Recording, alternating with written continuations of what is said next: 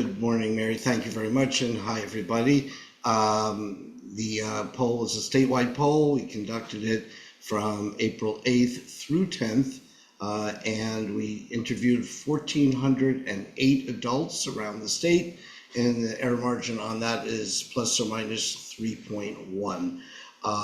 Interesting findings, I thought, in the survey, and I think as we go through some of the numbers, you'll see that we have two themes that are, I think, fairly closely related. One is that the economy in New York State is not doing well, and a lot of that is being also laid at the doorstep of the governor. So we're going to be talking about people's perceptions of the economy in New York State, and also about how Governor Hochul is faring with the New York electorate.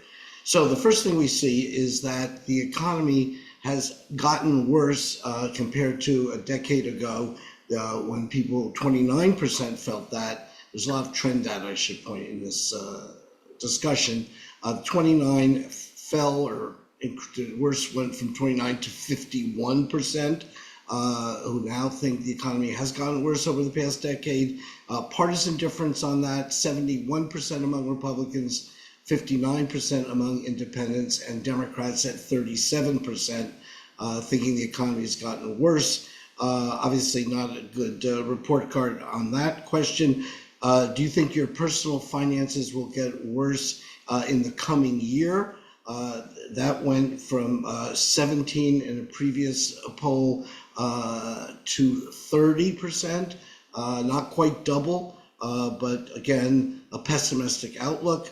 Is New York affordable? And 81%, up from 77%, said it's not affordable. And that includes 48% who say it's not affordable at all.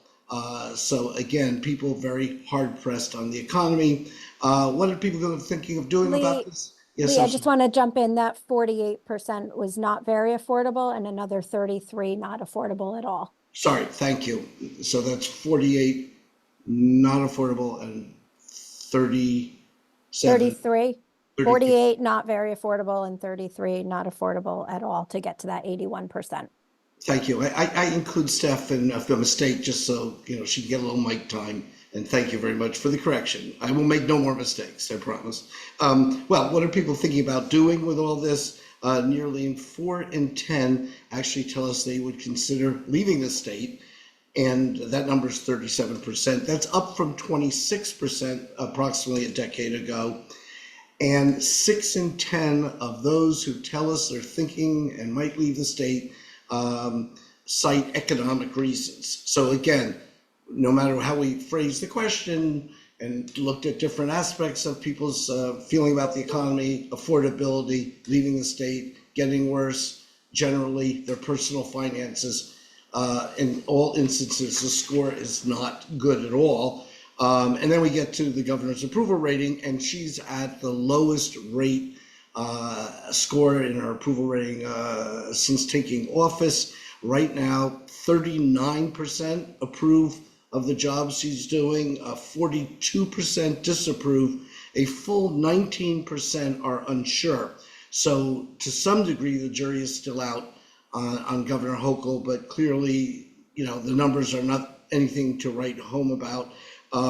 The big difference from the previous poll in November, when she had a 41% approval rating, was a decline among Republicans who went from 22 approve to 14 approve.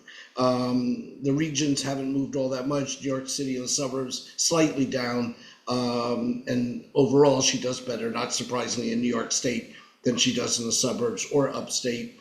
But the numbers are all around 40%, regardless of the region.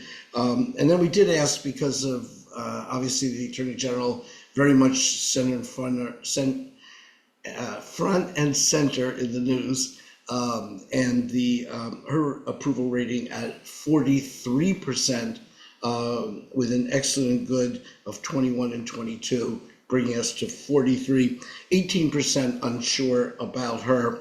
Her approval rating, James's approval rating at 47 in the city, upstate weaker, and in the suburbs only at 34%. I should point out that among African Americans, she's at 54, and among white residents around the state, she's at 41. So no great numbers there either, but better than the governor's doing. And again, the economy in the tank and not doing better by any stretch of the imagination. So that's sort of the general findings of the survey. If you have any questions, I'm happy to go into that and try to give a correct answer. And if I don't, Stephanie will be sure to chime in again. But anyway, I'll take any questions you might have at the moment. Thank you, Lee. And again, if you do have a question, please do put those into the chat box at the bottom of the Zoom interface, and I will direct them accordingly to Lee. Thank you.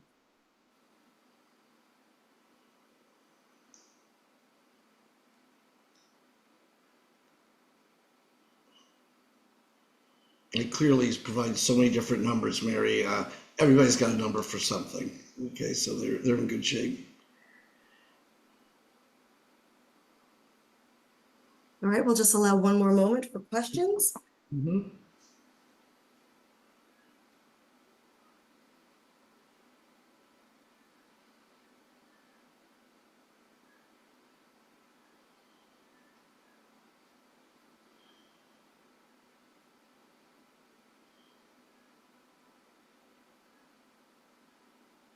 Lee, perhaps you could just dig a little deeper into the economic reasons for the planned exodus from New York State for some residents. Yes, I can. If you give me 5 seconds to find the chart. How's that?